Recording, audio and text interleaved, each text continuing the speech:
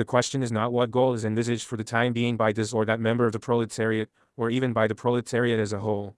The question is what is the proletariat and what course of action will it be forced historically to take in conformity with its own nature. Marx, th. Holy Family. Marx's chief work breaks off just as he is about to embark on the definition of class. This omission was to have serious consequences both for the theory and the practice of the proletariat. For on this vital point the later movement was forced to base itself on interpretations, on the collation of occasional utterances by Marx and Engels, and on the independent extrapolation and application of their method. In Marxism, the division of society into classes is determined by position within the process of production. But what, then, is the meaning of class consciousness? The question at once branches out into a series of closely interrelated problems. First of all, how are we to understand class consciousness in theory? Second, what is the practical function of class consciousness, so understood, in the context of the class struggle? This leads to the further question, is the problem of class consciousness a general sociological problem, or does it mean one thing for the proletariat and another for every other class to have emerged hitherto? And lastly, is class consciousness homogeneous in nature and function, or can we discern different gradations and levels in it? And if so, what are their practical implications for the class struggle of the proletariat? In his celebrated account of historical materialism, Engels proceeds from the assumption that although the essence of history consists in the fact that nothing happens without a conscious purpose or an intended aim, to understand history it is necessary 46 to go further than this. For on the one hand, the many individual will active in history for the most part produce results quite other than those intended, often quite the opposite. Their motives, therefore, in relation to the total result are likewise of euchondry importance. On the other hand, the further question arises, what driving forces in some stand behind these motives? What are the historical causes which transform themselves into these motives in the brain of the actors? He goes on to argue that these driving forces ought themselves to be determined, in particular those which set in motion great masses, whole peoples and again whole classes of the people, and which create a lasting action resulting in a great transformation. The essence of scientific Marxism consists, then, in the realization that the real motor forces of history are independent of man's psychological consciousness of them. At a more primitive stage of knowledge, this independence takes the form of the belief that these forces belong, as it were, to nature, and that in them and in their causal interactions it is possible to discern the eternal laws of nature. As Marx says of bourgeois thought, men's reflections on the forms of social life, and consequently also his scientific analysis of those forms, take a course directly opposite to that of their actual historical development. He begins post festum, with the results of the process of development ready to hand before him.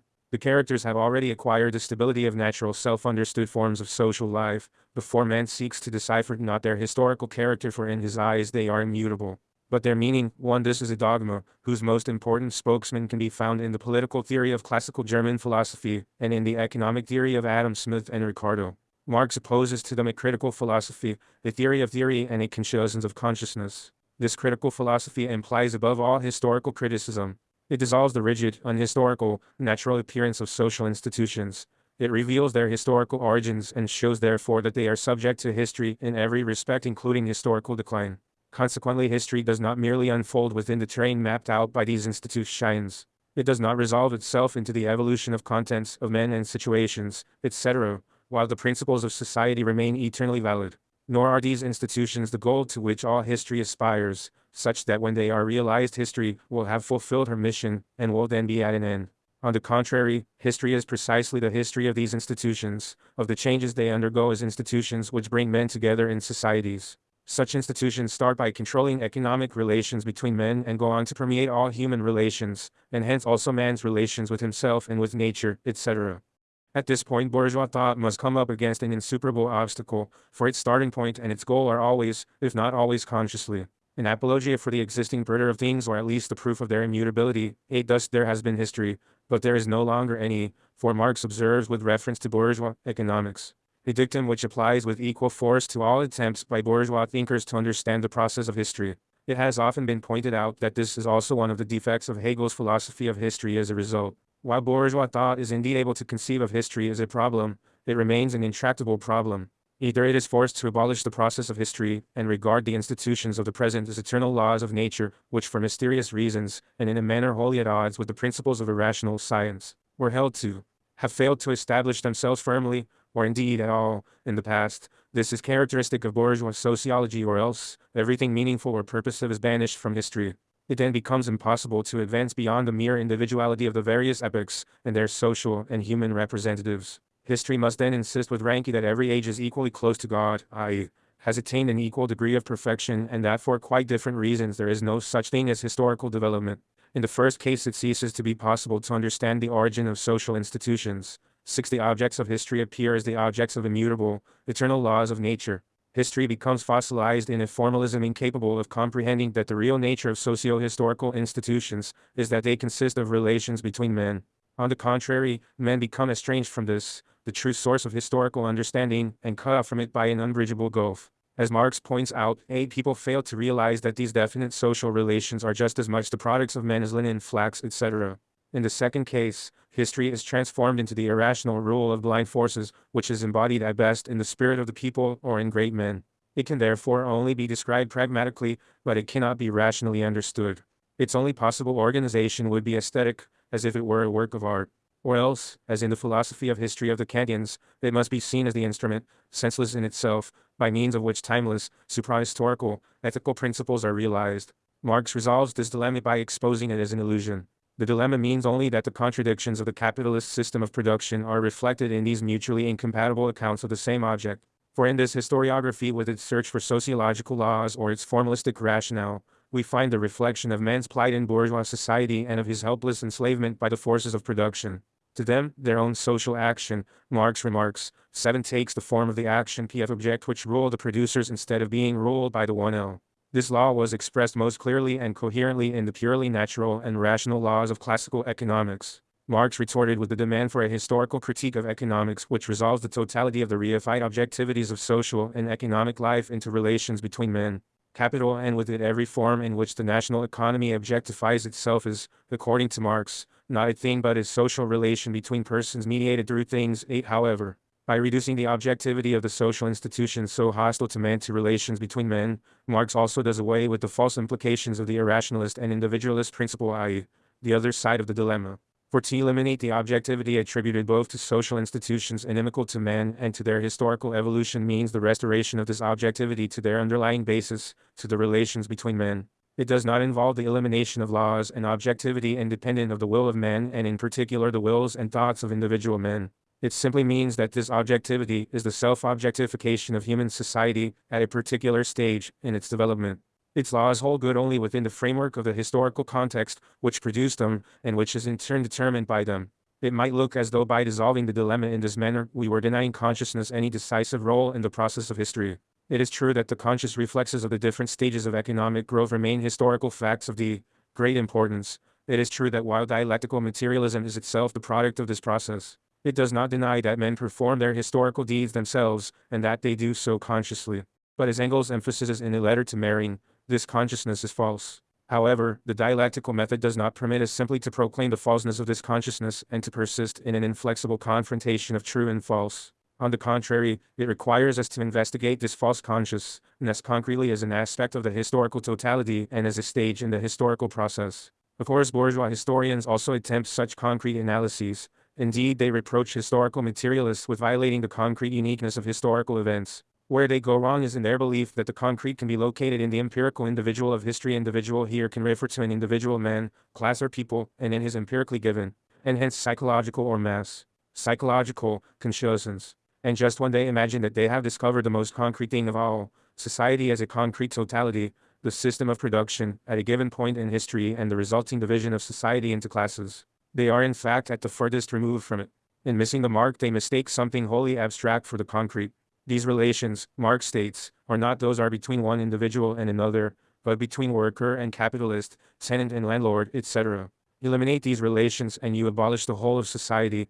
Your Prometheus will then be nothing more than a specter without arms or legs. 10. Concrete analysis means then, the relation to society as a whole. For only when this relation is established does the consciousness of their existence that men have at any given time emerge in all its essential characteristics. It appears, on the one hand, as something which is subjectively justified in the social and historical situation, as something which can and should be understood, i.e., as right. At the same time, objectively, it bypasses the essence of the evolution of society and fails to pinpoint it and express it adequately. That is to say, objectively, it appears as a false consciousness. On the other hand, we may see the same consciousness as something which fails subjectively to reach its self-appointed goals, while furthering and realizing the objective 11 aims of society of which it is ignorant and which it did not choose. This twofold dialectical determination of false consciousness constitutes an analysis far removed from the naive description of what men in fact thought, felt and wanted at any moment in history and from any given point in the class structure. I do not wish to deny the great importance of this, but it remains after all merely the material of genuine historical analysis. The relation with concrete totality and the dialectical determinants arising from it transcend pure description and yield a category of objective possibility. By relating consciousness to the whole of society, it becomes possible to infer the thoughts and feelings which men would have in a particular situation if they were able to assess both it and the interests arising from it and their impact on immediate action and on the whole structure of society. That is to say, it would be possible to infer the thoughts and feelings appropriate to their objective situation. The number of situations is not unlimited in any society. However much detailed researchers are able to refine social typologies, there will always be a number of clearly distinguished basic types whose characteristics are determined by the types of position available in the process of production. Now class consciousness consists in fact of the appropriate and rational reactions imputed, zugerechnete, to a particular typical position in the process of production. 11. This consciousness is, therefore, neither the sum nor the average of what is thought or felt by the single individuals who make up the class. And yet the historically significant actions of the class as a whole are determined in the last resort by this consciousness, and not by the thought of the individual, and these actions can be understood only by reference to this consciousness. This analysis establishes right from the start the distance that separates class consciousness from the empirically given, and from the psychologically describable and explicable ideas which men form about their situation in life. But it is not enough just to state that this distance exists, or even to define its implications in a formal and general way. We must discover, firstly, whether it is a phenomenon that differs according to the manner in which the various classes are related to society as a whole, and whether the differences are so great as to produce qualitative distinctions. And we must discover, secondly, the practical significance of these different possible relations between the objective economic totality, the imputed class consciousness, and the real, psychological thoughts of men about their lives. We must discover, in short, the practical, historical junction of class consciousness. Only after such preparatory formulations can we begin to exploit the category of objective possibility systematically. The first question we must ask is how far is it in fact possible to discern the whole economy of a society from inside it? It is essential to transcend the limitations of particular individuals caught up in their own narrow prejudices. But it is no less vital not to overstep the frontier fixed for them by the economic structure of society and establishing their position in it. 12. Regarded abstractly and formally, then, class consciousness implies a class conditioned unconsciousness of one's own socio-historical and economic condition. 13. This condition is given as a definite structural relation, a definite formal nexus which appears to govern the whole of life. The falseness, the illusion implicit in this situation is in no sense arbitrary. It is simply the intellectual reflex of the objective economic structure. Thus, for example, the value or price of labor, power takes on the appearance of the price or value of labor itself, and the illusion is created that the totality is paid labor, in contrast to that. Under slavery, even that portion of labor which is paid for appears unpaid for. Now it requires the most painstaking historical analysis to use the category of objective possibility so as to isolate the conditions in which this illusion can be exposed and a real connection with the totality established. For if from the vantage point of a particular class the totality of existing society is not visible, if a class thinks the thoughts imputable to it and which bear upon its interest right through to their logical conclusion and yet fails to strike at the heart of that totality, then such a class is doomed to play only a subordinate role. It can never influence the course of history in either a conservative or progressive direction. Such classes are normally condemned to passivity, to an unstable oscillation between the ruling and the revolutionary classes, and if perchance they do erupt, then such explosions are purely elemental and aimless. They may win a few battles, but they are doomed to ultimate defeat. For a class to be ripe for hegemony means that its interests and consciousness enable it to organize the whole of society in accordance with those interests. The crucial question in every class struggle is this: which class possesses this capacity and this consciousness at the decisive moment? This does not preclude the use of force. It does not mean that the class interests destined to prevail and thus to uphold the interests of society as a whole can be guaranteed an automatic victory. On the contrary, such a transfer of power can often only be brought about by the most ruthless use of force, as e.g., the primitive accumulation of capital. But it often turns out that questions of class consciousness prove to be decisive in just those situations where force is unavoidable and where classes are locked in a life and death struggle. Thus the noted Hungarian Marxist Erwin Szabó is mistaken in criticizing Engels for maintaining that the Great Peasant War was essentially a reactionary movement. Szabó argues that the peasants' revolt was suppressed on by the ruthless use of force, and that its defeat was not grounded in socioeconomic factors and in the class consciousness of the peasants. He overlooks the fact that the deepest reason for the weakness of the peasantry and the superior strength of the princes is to be sought in class consciousness. Even The most cursory student of the military aspects of the peasants' war can easily convince himself of this. It must not be thought, however, that all classes ripe for hegemony have a class consciousness with the same inner structure. Everything hinges on the extent to which they can become conscious of the actions they need to perform in order to obtain and organize power. The question then becomes, how far does the class concerned perform the actions history has imposed on it consciously or unconsciously? And is that consciousness true or false? These distinctions are by no means academic. Quite apart from problems of culture where such fissures and dissonances are crucial, in all practical matters the fate of a class depends on its ability to elucidate and solve the problems with which history confronts it. And here it becomes transparently obvious that class consciousness is concerned neither with the thoughts of individuals, however advanced, nor with the state of scientific knowledge. For example, it is quite clear that ancient society was broken economically by the limitations of a system built on slavery. But it is equally clear that neither the ruling classes nor the classes that rebelled against them in the name of revolution or reform could perceive this. In consequence, the practical emergence of these problems meant that the society was necessarily and irremediably doomed. The situation is even clearer in the case of the modern bourgeoisie, which, armed with its knowledge of the workings of economics, clashed with feudal and absolutist society. For the bourgeoisie was quite unable to perfect its fundamental science, its own science of classes. The reef on which it foundered was its failure to discover even a theoretical solution to the problem of crises. The fact that a scientifically acceptable solution does exist is of no avail. For to accept that solution, even in theory, would be tantamount to observing society from a class standpoint other than that of the bourgeoisie. And no class can do that unless it is willing to abdicate its power freely. Thus the barrier which converts the class consciousness of the bourgeoisie into false consciousness is objective. It is the class situation itself. It is the objective result of the economic setup, and is neither arbitrary, subjective nor psychological. The class consciousness of the bourgeoisie may well be able to reflect all the problems of organization entailed by its hegemony and by the capitalist transformation and penetration of total production. But it becomes obscured as soon as it is called upon to face problems that remain within its jurisdiction, but which point beyond the limits of capitalism. The discovery of the natural laws of economics is pure light in comparison with medieval feudalism, or even the mercantilism of the transitional period. But by an internal dialectical twist they became natural laws based on the unconsciousness of those who are involved in them. 15 It would be beyond the scope of these pages to advance further and attempt to construct a historical and systematic typology of the possible degrees of class consciousness. That would require in the first instance an exact study of the point in the total process of production at which the interests of the various classes are most immediately and vitally involved. Secondly, we would have to show how far it would be in the interest of any given class to go beyond this immediacy, to annul and transcend its immediate interest by seeing it as a factor within a totality. And lastly, what is the nature of the totality that is then achieved? How far does it really embrace the true totality of production?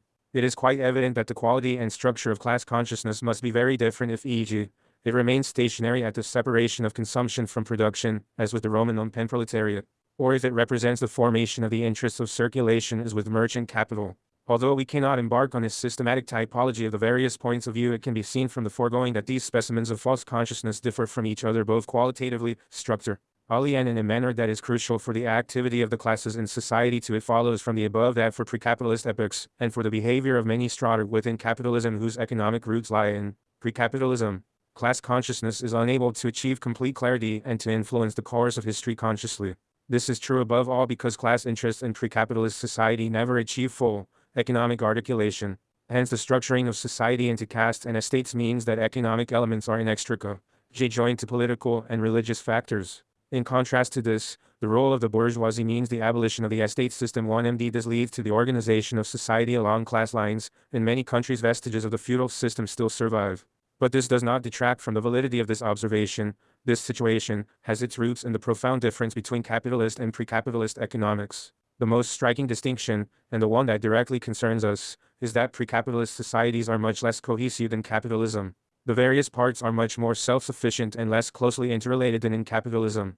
Commerce plays a smaller role in society, the various sectors were more autonomous, as in the case of village communes, or else plays no part at all in the economic life of the community and in the process of production, as was true of large numbers of citizens in Greece and Rome.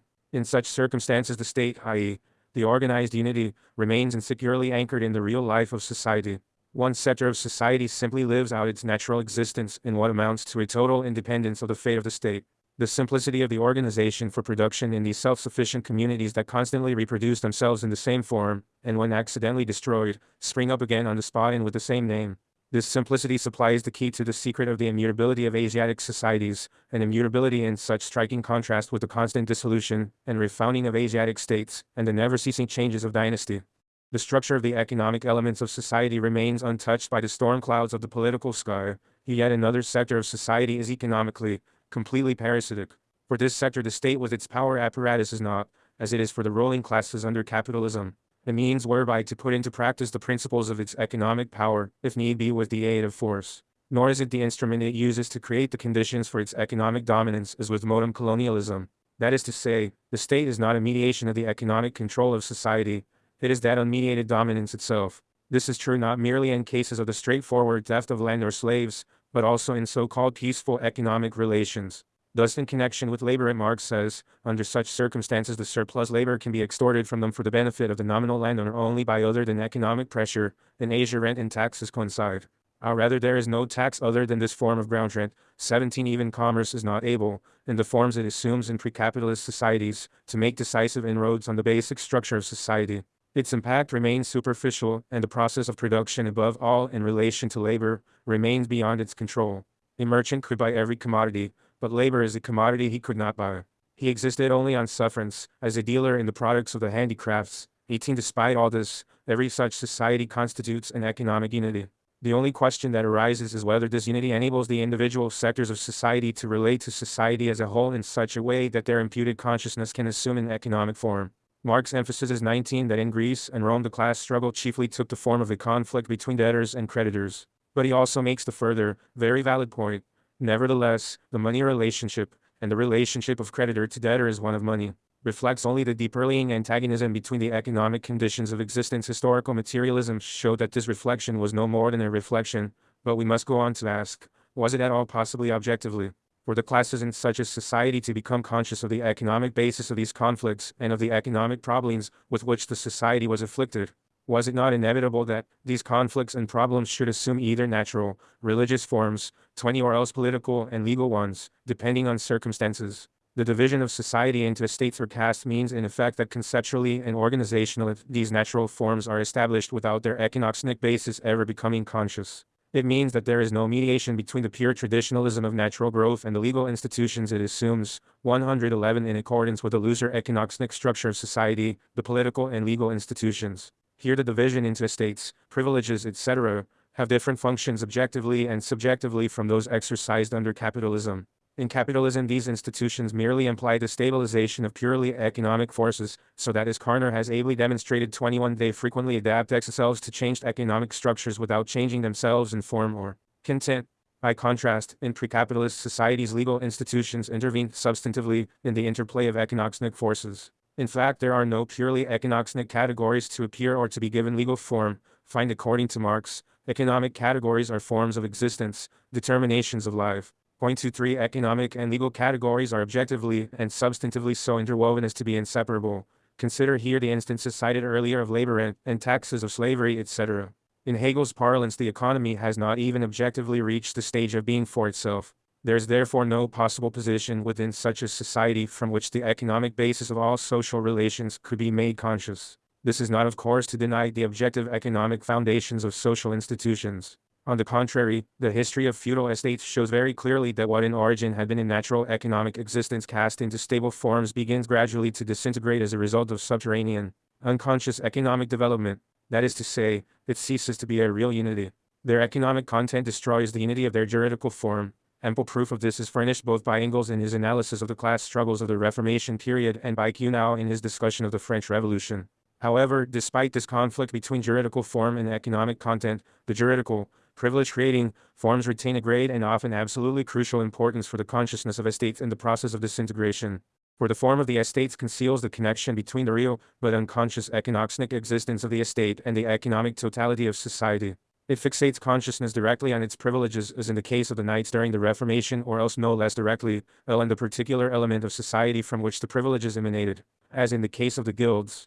Even when an estate has disintegrated, even when its members have been absorbed economically into a number of different classes, it still retains this, objectively unreal ideological coherence. For the relation to the whole created by the consciousness of one's status is not directed to the real, living economic unity, but to a past state of society as constituted by the privileges accorded to the estates. Status consciousness, a real historical factor, masks class consciousness. In fact, it prevents it from emerging at all. A like phenomenon can be observed under capitalism in the case of all privileged groups whose class situation lacks any immediate economic base. The ability of such a class to adapt itself to the real economic development can be measured by the extent to which it succeeds in capitalizing itself, i.e., transforming its privileges into economic and capitalist forms of control, as was the case with the great landowners. Thus, class consciousness has quite a different relation to history in pre-capitalist and capitalist periods.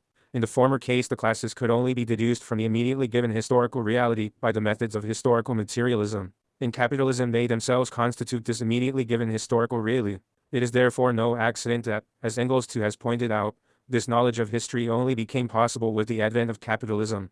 Not only as Engels believed because of the greater simplicity of capitalism in contrast to the complex and concealed relations of earlier ages, but primarily because only with capitalism does economic class interest emerge in all its starkness as the motor of history. In pre-capitalist periods, man could never become conscious, not even by virtue of an imputed consciousness of the true driving forces which stand behind the motives of human actions in history. They remained hidden behind motives and were in truth the blind forces of history. Ideological factors do not merely mask economic interests, they are not merely the banners and slogans, they are the parts, the components of which the real struggle is made. Of course, if historical materialism is deployed to discover the sociological meaning of these struggles, economic interests will doubtless be revealed as the decisive factors in any explanation. But there is still an unbridgeable gulf between this and capitalism, where economic factors are not concealed behind consciousness but are present in consciousness itself, albeit unconsciously are repressed. With capitalism, with the abolition of the feudal estates and with the creation of a society with a purely economic articulation, class consciousness arrived at the point where it could become conscious. From then on, social conflict was reflected in an ideological struggle for consciousness and for the veiling or the exposure of the class character of society. But the fact that this conflict became possible points forward to the dialectical contradictions and the internal dissolution of pure class society. In Hegel's words, when philosophy paints its gloomy picture, a form of life has grown old. It cannot be rejuvenated by the gloomy picture, but only understood. Only when dust starts to fall does the owl of Minerva spread its wings and fly. Three, bourgeoisie and proletariat are the only pure classes in bourgeois society. They are the only classes whose existence and development are entirely dependent on the course taken by the modern evolution of production, and only from the vantage point of these classes can a plan for the total organization of society even be imagined. The outlook of the other classes, petty bourgeois or peasants, is ambiguous or sterile because their existence is not based exclusively on their role in the capitalist system of production, but is indissolubly linked with the vestiges of feudal society. Their aim, therefore, is not to advance capitalism or to transcend it, but to reverse its action or at least to prevent it from developing fully. Their class interest concentrates on symptoms of development and not on development itself, and on elements of society rather than on the construction of society as a whole. The question of consciousness may make its appearance in terms of the objectives chosen or in terms of action, as for instance in the case of the petty bourgeoisie. This class lives, at least in part, in the capitalist big city, and every aspect of its existence is directly exposed to the influence of capitalism.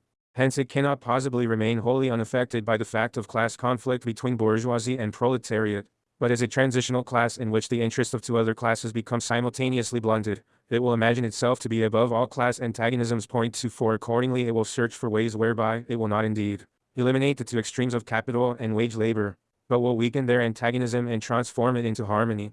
See, as in all decisions crucial for society, its actions will be irrelevant and it will be forced to fight for both sides in turn, but always without consciousness. In so doing, its own objectives, which exist exclusively in its own consciousness, must become progressively weakened and increasingly divorced from social action.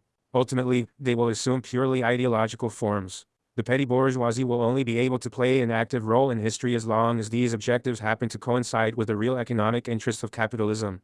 This was the case with the abolition of the feudal estates during the French Revolution. With the fulfillment of this mission, its utterances, which for the most part remain unchanged in form, become more and more remote from real events and turn finally into mere caricatures.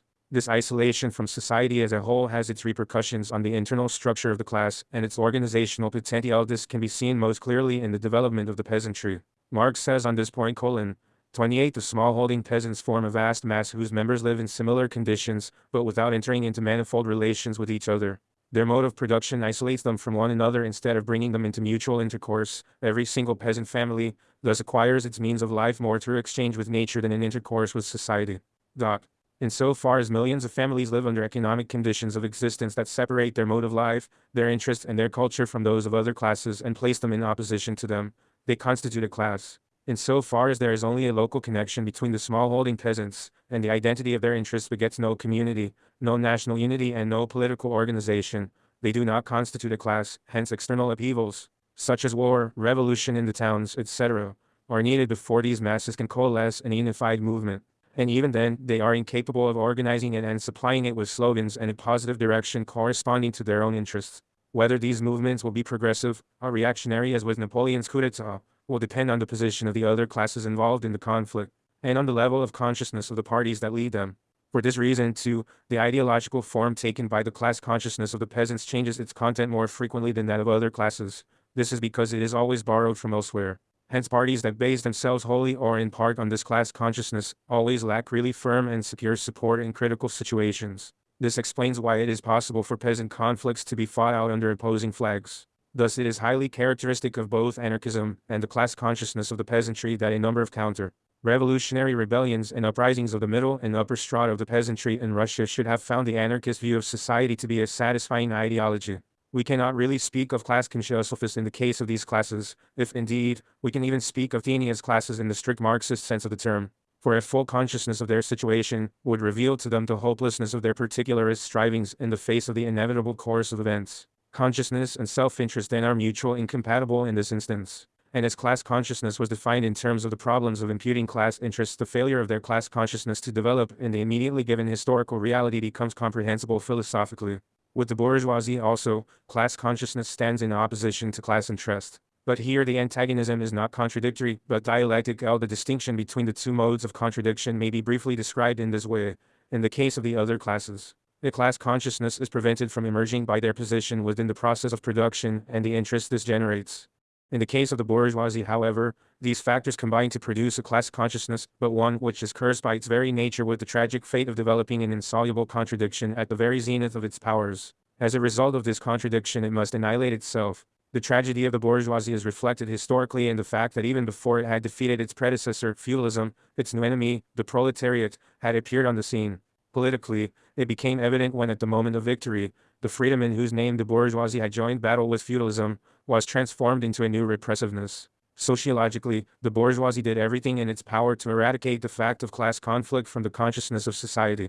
Even though class conflict had only emerged in its purity and became established as an historical fact with the advent of capitalism. Ideologically, we see the same contradiction in the fact that the bourgeoisie endowed the individual with an unprecedented importance. But at the same time that same individuality was annihilated by the economic conditions to which it was subjected, by the reification created by commodity production. All these contradictions, and the list might be extended indefinitely, are only the reflection of the deepest contradictions in capitalism itself, as they appear in the consciousness of the bourgeoisie in accordance with their position in the total system of production.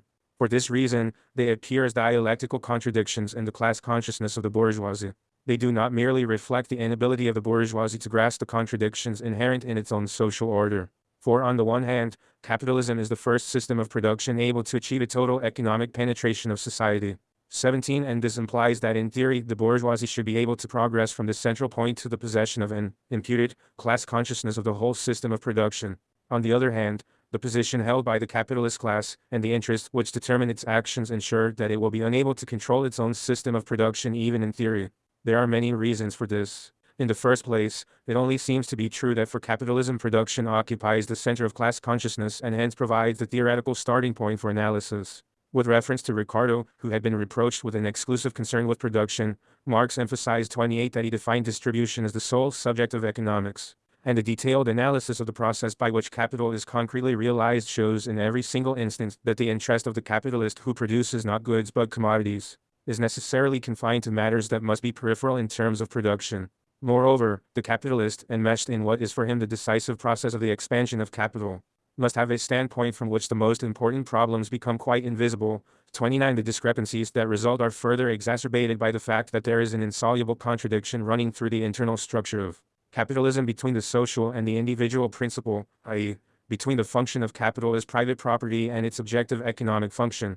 As the Communist Manifesto states, capital is a social force and not a personal one, but it is a social force whose movements are determined by the individual interests of the owners of capital, who cannot see and who are necessarily indifferent to all the social implications of their activities. Hence the social principle and the social function implicit in capital can only prevail unbeknown to them and, as it were, against their will and behind their backs. Because of this conflict between the individual and the social, Marx rightly characterized the stock companies as the negation of the capitalist mode of production itself. 30. Of course, it is true that stock companies differ only in essentials from individual capitalists, and even the so-called abolition of the anarchy in production through cartels and trusts only shifts the contradiction elsewhere without, however, eliminating it. This situation forms one of the decisive factors governing the class consciousness of the bourgeoisie. It is true that the bourgeoisie acts as a class in the objective evolution of society, but it understands the process, which it is itself instigating, as something external which is subject to objective laws which it can only experience passively. Bourgeois thought observes economic life consistently and necessarily from the standpoint of the individual capitalist, and this naturally produces a sharp confrontation between the individual and the overpowering supra-personal law of nature which propels all social phenomena. 31. This leads both to the antagonism between individual and class interests in the event of conflict, which, it is true, rarely becomes as acute among the ruling classes as in the bourgeoisie, and also to the logical impossibility of discovering theoretical and practical solutions to the problems created by the capitalist system of production. This sudden reversion from a system of credit to a system of hard cash heaps theoretical fright on top of practical panic, and the dealers by whose agency circulation is effected shudder before the impenetrable mystery in which their own economic relations are shrouded. 31. This terror is not unfounded, that is to say, it is much more than the bafflement felt by the individual capitalist when confronted by his own individual fate. The facts and the situations which induce this panic force something into the consciousness of the bourgeoisie which is too much of a brute fact for its existence to be wholly denied or repressed. But equally it is something that the bourgeoisie can never fully understand. For the recognizable background to this situation is the fact that the real barrier of capitalist production is capital itself. The 3. And if this insight were to become conscious, it would indeed entail the self-negation of the capitalist class. In this way, the objective limits of capitalist production become the limits of the class consciousness of the bourgeoisie. The older natural and conservative forms of domination had left unmolested 34 the forms of production of whole sections of the people they ruled, and therefore exerted by and large a traditional and unrevolutionary influence. Capitalism, by contrast, is a revolutionary form par excellence. The fact that it must necessarily remain in ignorance of the objective economic limitations of its own system expresses itself as an internal, dialectical contradiction in its class consciousness. This means that the class consciousness of the bourgeoisie is geared to economic consciousness, and indeed the highest degree of unconsciousness, the crassest form of false consciousness, always manifests itself when the conscious mastery of economic phenomena appears to be at its greatest. From the point of view of the relation of consciousness to society, this contradiction is expressed as the irreconcilable antagonism between ideology and economic base. Its dialectics are grounded in the irreconcilable antagonism between the capitalist individual, i.e., the stereotyped individual of capitalism, and the natural and inevitable process of development, i.e., the process not subject to consciousness. In consequence, theory and practice are brought into irreconcilable opposition to each other. But the resulting dualism is anything but stable. In fact, it constantly strives to harmonize principles that have been wrenched apart and thenceforth oscillate between a new false synthesis and its subsequent cataclysmic disruption. This internal dialectical contradiction in the class consciousness of the bourgeoisie is further aggravated by the fact that the objective limits of capitalism do not remain purely negative. That is to say that capitalism does not merely set natural laws in motion that provoke crises which it cannot comprehend. On the contrary, those limits acquire a historical embodiment with its own consciousness and its own actions. The proletariat, most normal shift of perspective produced by the capitalist point of view, in the image of the economic structure of society, tend to obscure and mystify the true origin of surplus value. 31 In the normal, purely theoretical view, this mystification only attaches to the organic composition of capital, viz. to the place of the employer in the productive system and the economic function of interest, etc. i.e., it does no more than highlight the failure of observers to perceive the true driving forces that lie beneath the surface. But when it comes to practice, this mystification touches upon the central fact of capitalist society, the class struggle. In the class struggle, we witness the emergence of all the hidden forces that usually lie concealed behind the facade of economic life, at which the capitalists and their apologists gaze as though transfixed. These forces appear in such a way that they cannot possibly be ignored. So much so that even when capitalism was in the ascendant and the proletariat could only give vent to its protest in the form of vehement spontaneous explosions, even the ideological exponents of the rising bourgeoisie acknowledged the class struggle as a basic fact of history. For example, Marat and later historians such as Mignot. But in proportion as the theory and practice of the proletariat made society conscious of this unconscious, revolutionary principle inherent in capitalism, the bourgeoisie was thrown back increasingly onto a conscious defensive. The dialectical contradiction in the false consciousness of the bourgeoisie became more and more acute. The false consciousness was converted into a mendacious consciousness. What had been at first an objective contradiction now became subjective also. The theoretical problem turned into a moral posture, which decisively influenced every practical class attitude in every situation and on every issue. Thus, the situation in which the bourgeoisie finds itself determines the function of its class consciousness in its struggle to achieve control of society. The hegemony of the bourgeoisie really does embrace the whole of society. It really does attempt to organize the whole of society in its own interests, and in this it has had some success. To achieve this, it was forced both to develop a coherent theory of economics, politics, and society, which in itself presupposes and amounts to a Weltanschauung, and also to make conscious and sustain its faith in its own mission to control and organize society. The tragic dialectics of the bourgeoisie can be seen in the fact that it is not only desirable, but essential for it to clarify its own class interest on every particular issue, while at the same time such a clear awareness becomes fatal when it is extended to the question of the totality. The chief reason for this is that the role of the bourgeoisie can only be the role of a minority. Its hegemony is exercised not merely by a minority, but in the interest of that minority, so the need to deceive the other classes, and to ensure that their class consciousness remains amorphous, is inescapable for a bourgeois regime.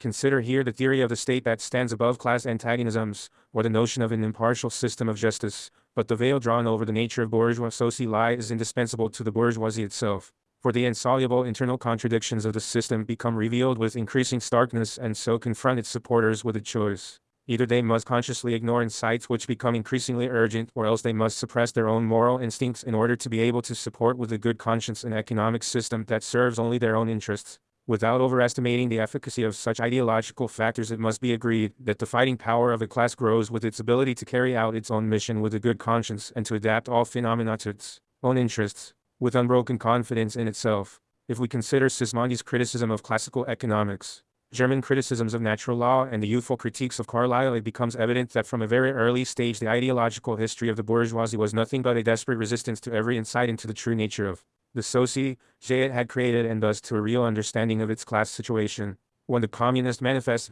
makes the point that the bourgeoisie produces its own gravediggers, this is valid ideologically as well as economically. The whole of bourgeois thought in the 19th century made the most strenuous efforts to mask the real foundations of bourgeois society. Everything was tried, from the greatest falsifications of fact to the sublime theories about the essence of history and the state. But in vain. With the end of the century, the issue was resolved by the advances of science and their corresponding effects on the consciousness of the capitalist elite. This can be seen very clearly in the bourgeoisie's greater readiness to accept the idea of conscious organization. The greater measure of concentration was achieved first in the stock companies and in the cartels and trusts. This process revealed the social character of capital more and more clearly, without affecting the general anarchy in production. What it did was to confer near monopoly status on a number of giant individual capitalists. Objectively, then, the social character of capital was brought into play with great energy, but in such a manner as to keep its nature concealed from the capitalist class. Indeed, this illusory elimination of economic anarchy successfully diverted their attention from the true situation. With the crises of the war and the post-war period, this tendency has advanced still further. The idea of a planned economy has gained ground, at least among the more progressive elements of the bourgeoisie.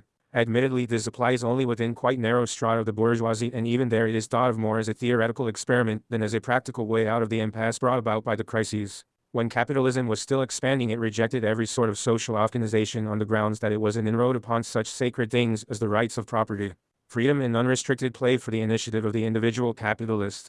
38. If we compare that with current attempts to harmonize a planned economy with the class interests of the bourgeoisie, we are forced to admit that what we are witnessing is the capitulation of the class consciousness of the bourgeoisie before that of the proletariat.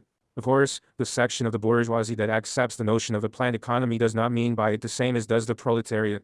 It regards it as a last attempt to save capitalism by driving its internal contradictions to breaking point. Nevertheless, this means jettisoning the last theoretical line of defense. As a strange counterpart to this, we may note that at just this point in time certain sectors of the proletariat capitulate before the bourgeoisie and adopt this, the most problematic form of bourgeois organization. With this, the whole existence of the bourgeoisie and its culture is plunged into the most terrible crisis. On the one hand, we find the utter sterility of an ideology divorced from life, of a more or less conscious attempt at forgery. On the other hand, a cynicism no less terribly jejune lives on in the world historical irrelevances and nullities of its own existence, and concerns itself only with the defense of that existence and with its own naked self-interest. This ideological crisis is an unfailing sign of decay. The bourgeoisie has already been thrown on the defensive. However aggressive its weapons may be, it is fighting for self-preservation. Its power to dominate has vanished beyond recall, for in this struggle for consciousness historical materialism plays a crucial role. Ideologically no less than economically, the bourgeoisie and the proletariat are mutually interdependent. The same process that the bourgeoisie experiences as a permanent crisis and gradual dissolution appears to the proletariat, likewise in crisis form, as the gathering of strength and the springboard to victory. Ideologically, this means that the same growth of insight into the nature of society, which reflects the protracted death struggle of the bourgeoisie, entails a steady growth in the strength of the proletariat.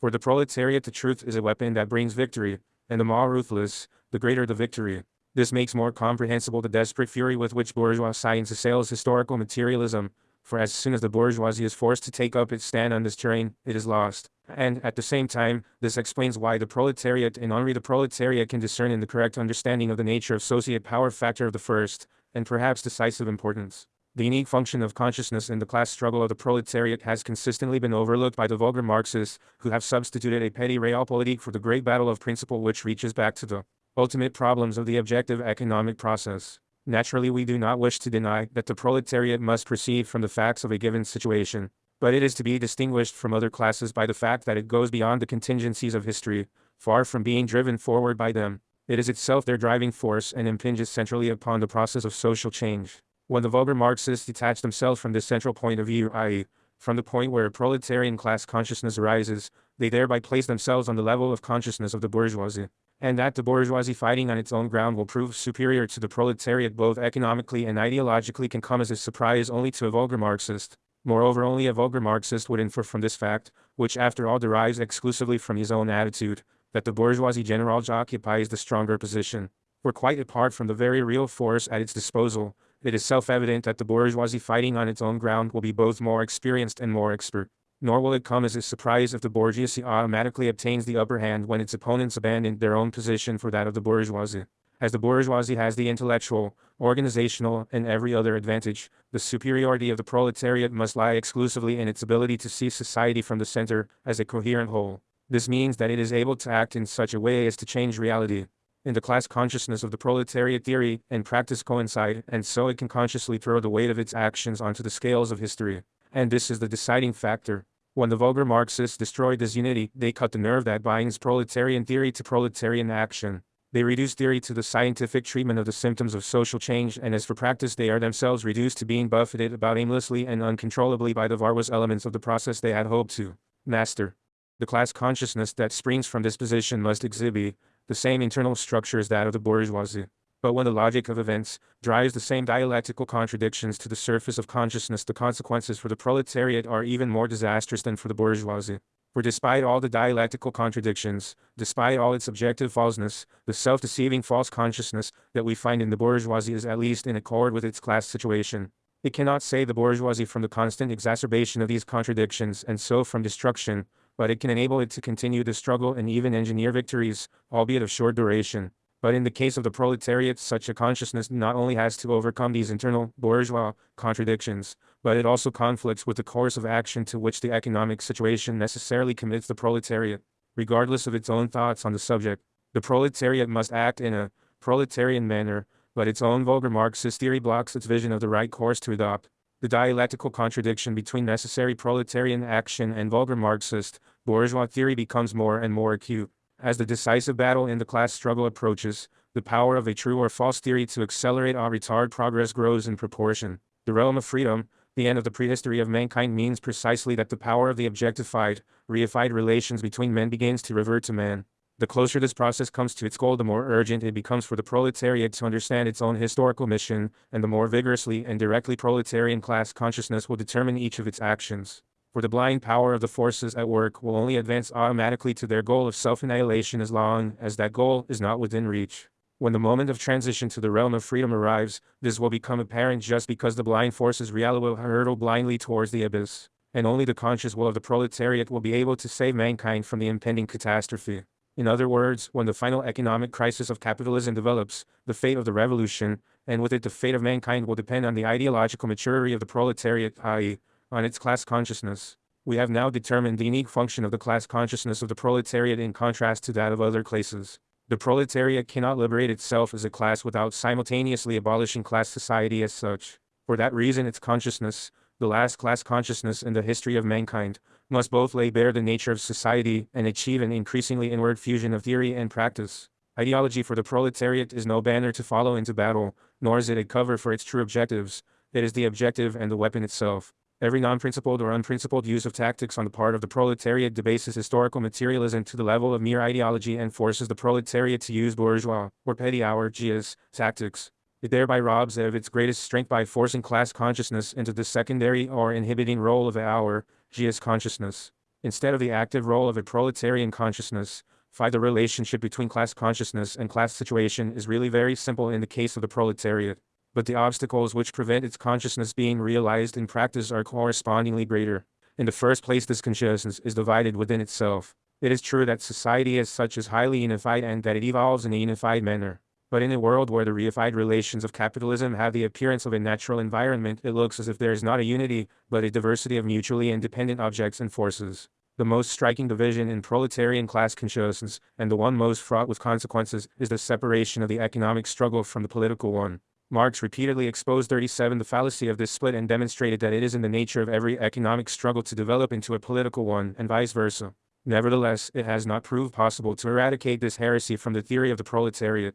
The cause of this aberration is to be found in the dialectical separation of immediate objectives and ultimate goal and, hence, in the dialectical division within the proletarian revolution itself. Claus says that successfully carried out revolutions in earlier societies had their task made easier subjectively by this very fact of the discrepancy between their own class consciousness and the objective economic setup, i.e., by their very unawareness of their own action in the process of change.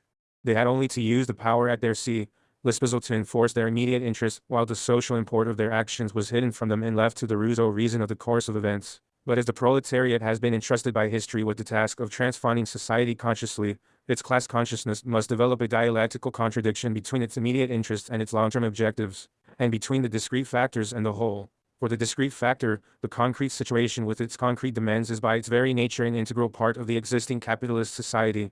It is governed by the laws of that society and is subject to its economic structure. Only when the immediate interests are integrated into a total view and related to the final goal of the process do they become revolutionary, pointing concretely and consciously beyond the confines of capitalist society. This means that subjectively, i.e., for the class consciousness of the proletariat, the dialectical relationship between immediate interest and objective impact on the whole of society is located in the consciousness of the proletariat itself. It does not work itself out as a purely objective process quite apart from all imputed consciousness, as was the case with all classes hitherto. Thus the revolutionary victory of the proletariat does not imply, as with former classes, the immediate realization of the socially given existence of the class, but, as the young Marx clearly saw and defined, its self-annihilation. The Communist Manifesto formulates this distinction in this way: all the preceding classes, that got the upper hand, sought to fortify their already acquired status by subjecting society at large to their conditions of appropriation. The proletarians cannot become masters of the productive forces of society, except by abolishing their own previous mode of appropriation, and thereby every other previous mode of appropriation. My italics. This inner dialectic makes it hard for the proletariat to develop its class consciousness in opposition to that of the bourgeoisie, which by cultivating the crudest and most abstract kind of empiricism was able to make do with this superficial view of the world. Whereas even when the development of the proletariat was still at a very primitive stage, it discovered that one of the elementary rules of class warfare was to advance beyond what was immediately given. Marx emphasizes this as early as his observations on the weavers' uprising in Silesia, 38. For because of its situation, this contradiction is introduced directly into the consciousness of the proletariat, whereas the bourgeoisie, from its situation, saw the contradictions confronting it as the outer limits of its consciousness. Conversely, this contradiction means that false consciousness is something very different for the proletariat than for every preceding class. Even correct statements about particular situations or aspects of the development of bourgeois class consciousness reveal, when related to the whole of society, the limits of that consciousness and unmask its falseness. Whereas the proletariat always aspires towards the truth even in its false consciousness and in its substantive errors. It is sufficient here to recall the social criticism of the utopians, or the proletarian and revolutionary extension of Ricardo's theory. Concerning the latter, Engels places great emphasis on the fact that it is formally incorrect economically, but he adds at once, what is false from a formal economic point of view can be true in the perspective of world history. Behind the formal economic error may lie concealed a very true economic content. Only with the aid of this distinction can there be any resolution of the contradiction in the class consciousness of the proletariat. Only with its aid can that contradiction become a conscious factor in history. For the objective aspiration towards truth, which is immanent even in the false consciousness of the proletariat, does not at all imply that this aspiration can come to light without the active intervention of the proletariat.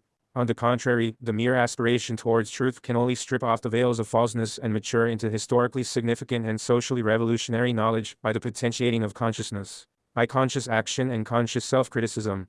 Such knowledge would of course be unattainable were it not for the objective aspiration, and here we find confirmation of Marx's dictum that mankind only ever sets itself tasks which it can accomplish. Zero, but the aspiration only yields the possibility. The accomplishment can only be the fruit of the conscious deeds of the proletariat. The dialectical cleavage in the consciousness of the proletariat is a product of the same structure that makes the historical mission of the proletariat possible by pointing forward and beyond the existing social order. In the case of the other classes, we found an antagonism between the class's self-interest and that of society, between individual deed and social consequences. This antagonism set an external limit to consciousness. Here, in the center of proletarian class consciousness, we discover an antagonism between momentary interest and ultimate goal, the outward victory. The proletariat can only be achieved if this antagonism is inwardly overcome. As we stressed in the motto to this essay, the existence of this conflict enables us to perceive that class consciousness is identical with neither the psychological consciousness of individual members of the proletariat, nor with the mass psychological consciousness of the proletariat as a whole, but it is, on the contrary, the sense, become conscious of the historical role of the class. This sense will objectify in particular interests of the moment which may only be omitted at the price of allowing the proletarian class struggle to slip back into the most primitive utopianism. Every momentary interest may have either of two functions. Either it will be a step towards the ultimate goal, or else it will conceal it. Which of the two it will be depends entirely upon the class consciousness of the proletariat, and not on victory or defeat in isolated skirmishes. Marx drew attention very early on to this danger, which is particularly acute on the economic trade union front. At the same time, the working class ought not to exaggerate to themselves the ultimate consequences of these struggles. They ought not to forget that they are fighting with effects, but not with the causes of those effects, that they are applying palliatives, not curing the malady. They ought, therefore, not to be exclusively absorbed in these unavoidable guerrilla fights, instead of simultaneously trying to cure it, instead of using their organized forces as a lever for the final emancipation of the working class. That is to say, the ultimate abolition of the wages system. We see here the source of every kind of opportunism, which begins always with effects and not causes, parts and not the whole, symptoms and not the thing itself. It does not regard the particular interest and the struggle to achieve it as a means of education for the final battle, whose outcome depends on closing the gap between the psychological consciousness and the imputed one. Instead, it regards the particular as a valuable achievement in itself, or at least as a step along the path towards the ultimate goal. In a word, opportunism mistakes the actual psychological state of consciousness of proletarians for the class consciousness of the proletariat. The practical damage resulting from this confusion can be seen in the great loss of unity and cohesiveness in proletarian praxis when compared to the unity of the objective economic tendencies. The superior strength of true, practical class consciousness lies in the ability to look beyond the divisive symptoms of the economic process to the unity of the total social system underlying it. In the age of capitalism, it is not possible for the total system to become directly visible in external phenomena. For instance, the economic basis of a world crisis is undoubtedly unified and its coherence can be understood. But its actual appearance in time and space will take the form of a disparate succession of events in different countries at different times, and even in different branches of industry, in a number of countries. When bourgeois thought transforms the different limbs of society into so many separate societies, it certainly commits a grave theoretical error. But the immediate practical consequences are nevertheless in harmony with the interests of capitalism. The bourgeoisie is unable in theory to understand more than the details and the symptoms of economic processes, a failure which will ultimately prove its undoing. In the short term, however, it is concerned above all to impose its mode of life upon the day-to-day actions of the proletariat. In this respect, and in this respect alone, its superiority in organization is clearly visible, while the wholly different organization of the proletariat, its capacity for being organized as a class, cannot become effective. The further the economic crisis of capitalism advances, the more clearly this unity in the economic process becomes comprehensible in practice. It was there, of course, in so-called periods of normality too, and was therefore visible from the class standpoint of the proletariat. But the gap between appearance and ultimate reality was too great for that unity to have any practical consequences for proletarian action.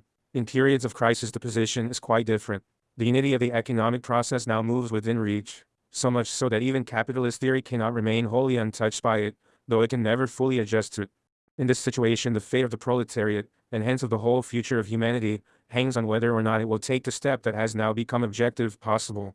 For even if the particular symptoms of crisis appear separately, according to country, branch of industry, in the form of economic or political crisis, etc., and even if in consequence the reflex of the crisis is fragmented in the immediate psychological consciousness of the workers, it is still possible and necessary to advance beyond this consciousness. And this is instinctive, felt to be a necessity by larger and larger sections of the proletariat. Opportunism had, as it seemed, merely served to inhibit the objective tendency until the crisis became acute. Now, however, it adopts a course directly opposed to it. Its aim now is to squash the development of proletarian class consciousness and its progress from that which is merely given to that which conforms to the objective total process. Even more, it hopes to reduce the class consciousness of the proletariat to the level of the psychologically given, and thus to divert into the opposite direction what had hitherto been the purely instinctive tendency. As long as the unification of proletarian class consciousness was not a practical possibility, this theory could with some charity be regarded as a mere error. But in this situation it takes on the character of a conscious deception regardless of whether its advocates are psychologically conscious of this or not. In contrast with the right instincts of the proletariat, it plays the same role as that played hitherto by capitalist theory. It denounces the correct view of the overall economic situation and the correct class consciousness of the proletariat together with its organized form, the Communist Party, as something unreal and inimical to the true interests of the workers, i.e., their immediate, national or professional interests, and as something alien to their genuine class consciousness, i.e., that which is psychologically given. To say that class consciousness has no psychological reality does not imply that it is a mere fiction. Its reality is vouched for by its ability to explain the infinitely painful path of the proletarian revolution, with its many reverses, its constant return to its starting point and the incessant self-criticism of which Marx speaks in the celebrated passage in the 18th Brumaire. On J. The consciousness of the proletariat can point to the WQY that leads out of the impasse of capitalism. As long as this consciousness is lacking, the crisis remains permanent. It goes back to its starting point, repeats the cycle until after infinite sufferings and terrible detours the school of history completes the education of the proletariat and confers upon it the leadership of mankind. But the proletariat is not given any choice. As Marx says, it must become a class not only as against capital, but also for itself (0), that is to say, the class struggle must be raised from the level of economic necessity to the level of conscious aim and effective class consciousness. The pacifists and humanitarians of the class struggle, whose efforts tend, whether they will or no, to retard this lengthy, painful, and crisis-ridden process, would be horrified if they could but see what sufferings they inflict on the proletariat by extending this course of education. But the proletariat cannot abdicate its mission. The only question at issue is how much it has to suffer before it achieves ideological maturity, before it acquires a true understanding of its class situation and a true class consciousness. Of course, this uncertainty and lack of clarity are themselves the symptoms of the crisis in bourgeois society. As the product of capitalism, the proletariat must necessarily be subject to the modes of existence of its creator. This mode of existence is inhumanity and reification. No doubt the very existence of the proletariat implies criticism and the negation of this form of life. But until the objective crisis of capitalism has matured, and until the proletariat has achieved true class consciousness and the ability to understand the crisis fully, it cannot go beyond the criticism of reification, and so it is only negatively superior to its antagonist. Indeed, if it can do no more than negate some aspects of capitalism, if it cannot at least aspire to a critique of the whole, then it will not even achieve a negative superiority. This applies to the petty bourgeois attitudes of most trade unionists. Such criticism from the standpoint of capitalism can be seen most strikingly in the separation of the various theaters of war. The bare fact of separation itself indicates that the consciousness of the proletariat is still fettered by reification. And if the proletariat finds the economic inhumanity to which it is subjected easier to understand than the political, and the political easier than the cultural, then all these separations point to the extent of the still unconquered power of capitalist forms of life and the proletariat itself. The reified consciousness must also remain hopelessly trapped in the two extremes of crude empiricism and abstract utopianism. In the one case, consciousness becomes either a completely passive observer moving in obedience to laws which it can never control. In the other, it regards itself as a power which is able of its own subjective volition to master the essentially meaningless motion of objects. We have already identified the crude empiricism of the opportunists in its relation to proletarian class consciousness. We must now go on to see utopianism as characteristic of the internal divisions within class consciousness. The separation of empiricism from utopianism undertaken here for purely methodological reasons should not be taken as an admission that the two cannot occur together in particular trends and individuals. On the contrary, they are frequently found together and are joined by an internal bond. The philosophical efforts of the young Marx were largely directed towards the refutation of the various false theories of consciousness, including both the idealism of the Hegelian school and the materialism of Feuerbach, and towards the discovery of a correct view of the role of consciousness in history. As early as the correspondence of 1843 with Ruger, he conceives of consciousness as immanent in history. Consciousness does not lie outside the real process of history. It does not have to be introduced into the world by philosophers. Therefore, to gaze down arrogantly upon the petty struggles of the world and to despise them is indefensible. We only show it the world. What its struggles are about in consciousness is a thing that it must needs acquire whether it will or not. What is needed then is only to explain its own actions to it. 44. The great polemic against Hegel and the Holy Family concentrates Mainly on this point Hegel's inadequacy is that he only seems to allow the absolute spirit to make history. The resulting otherworldliness of consciousness Elvis the real events of history becomes, in the hands of Hegel's disciples, an arrogant and reactionary confrontation of spirit and mass. Marx mercilessly exposes the flaws and absurdities and the reversions to a pre-Hegelian stage implicit in this approach. Complementing this is his aphoristic critique of Feuerbach. The materialist had elaborated a view of consciousness as of something appertaining to this world. Marx sees it as merely one stage in the process, the stage of bourgeois society. He opposes to it the notion of consciousness as practical critical activity with the task of changing the world. This provides us with the philosophical foundation we need to settle accounts with the utopians. For their thought contains this very duality of social process and the consciousness of it. Consciousness approaches society from another world and leads it from the false path it has followed back to the right one. The utopians are prevented by the undeveloped nature of the proletarian movement from seeing the true bearer of historical movement in history itself, in the way the proletariat organizes itself as a class and hence, in the class consciousness of the proletariat. They are not yet able to take note of what is happening before their very eyes and to become its mouthpiece. It would be foolish to believe that this criticism and the recognition that it posed utopian attitude to history has become objectively possible means that utopianism can be dismissed as a factor in the proletariat's struggle for freedom. This is true only for those stages of class consciousness that have really achieved the unity of theory and practice described by Marx. The real and practical intervention of class consciousness in the course of history, and hence the practical understanding of reification. And this did not all happen at a single stroke and in a coherent manner. For there are not merely national and social stages involved, but there are also gradations within the class consciousness of workers in the same strata. The separation of economics from politics is the most revealing and also the most important instance of this. It appears that some sections of the proletariat have quite the right instincts as far as the economic struggle goes and can even raise them to the level of class consciousness. At the same time, however, when it comes to political questions, they manage to persist in a completely utopian point of view. It does not need to be emphasized that there is no question here of a mechanical duality. The utopian view of the function of politics must impinge dialectically on their views about economics and, in particular, on their notions about the economy as a totality as, for example, in the syndicalist theory of revolution. In the absence of a real understanding of the interaction between politics and economics, a war against the whole economic system, to say nothing of its reorganization, is quite out of the question. The influence enjoyed even today by such completely utopian theories as those of Ballard or of Guild socialism shows the extent to which utopian thought is still prevalent, even at a level where the direct life interests of the proletariat are most nearly concerned and where the present crisis makes it possible to read off from history the correct course of action to be followed.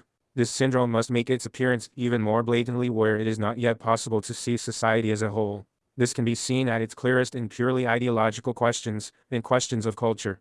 These questions occupy an almost wholly isolated position in the consciousness of the proletariat. The organic bonds connecting these issues with the immediate life interests of the proletariat as well as with society as a whole have not even begun to penetrate its consciousness. The achievement in this area hardly ever goes beyond the self-criticism of capitalism carried out here by the proletariat. What is positive here in theory and practice is almost entirely utopian.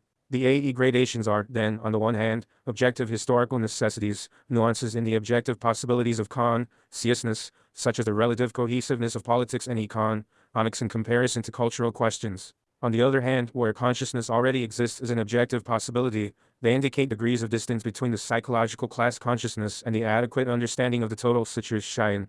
These gradations, however, can no longer be referred back to socioeconomic causes. The objective theory of class consciousness is the theory of its objective possibility. The stratification of the problems and economic interests within the proletariat is, unfortunately, almost wholly unexplored, but research would undoubtedly lead to discoveries of the very first importance. But however useful it would be to produce a typology of the various strata, we would still be confronted at every turn with the problem of whether it is actually possible to make the objective possibility of class consciousness into a reality. Hitherto this question could only occur to extraordinary individuals consider Marx as completely non-utopian prescience with regard to the problems of dictatorship. Today it has become a real and relevant question for a whole class, the question of the inner transformation of the proletariat, of its development to the stage of its own objective historical mission. It is an ideological crisis which must be solved before a practical solution to the world's economic crisis can be found. In view of the great distance that the proletariat has to travel ideologically, it would be disastrous to foster any illusions. But it would be no less disastrous to overlook the forces at work within the proletariat which are tending towards the ideological defeat of capitalism. Every proletarian revolution has created workers' councils in an increasingly radical and conscious manner. When this weapon increases in power to the point where it becomes the organ of state, This is a sign that the class consciousness of the proletariat is on the verge of overcoming the bourgeois outlook of its leaders. The Revolutionary Workers' Council, not to be confused with its opportunist caricatures, is one of the forms which the consciousness of the proletariat has striven to create ever since its inception. The fact that it exists and is constantly developing shows that the proletariat already stands on the threshold of its own consciousness, and hence on the threshold of victory. The Workers' Council spells the political and economic defeat of reification. In the period following the dictatorship, it will eliminate the bourgeois separation of the legislature, administration, and judiciary. During the struggle for control, its mission is twofold. On the one hand, it must overcome the fragmentation of the proletariat in time and space, and on the other, it has to bring economics and politics together into the true synthesis of proletarian praxis. In this way, it will help to reconcile the dialectical conflict between immediate interest and ultimate goal. Thus, we must never overlook the distance that separates the consciousness of even the most revolutionary worker from the authentic class consciousness of the proletariat. But even this situation can be explained on the basis of the Marxist theory of class struggle and class consciousness. The proletariat only perfects itself by annihilating and transcending itself, by creating the classless society through the successful conclusion of its own class struggle. The struggle for this society, in which the dictatorship of the proletariat is merely a phase, is not just a battle waged against an external enemy, the bourgeoisie. It is equally the struggle of the proletariat against itself, against the devastating and degrading effects of the capitalist system upon its class consciousness. The proletariat will only have won the real victory when it has overcome these effects within itself. The separation of the areas that should be united, the diverse stages of consciousness which the proletariat has reached in the various spheres of activity are a precise index of what has been achieved and what remains to be done. The proletariat must not shy away from self-criticism, for victory can only be gained by the truth, and self-criticism must, therefore, be its natural element. March 1, 920. Notes. Feuerbach and the End of Classical German Philosophy.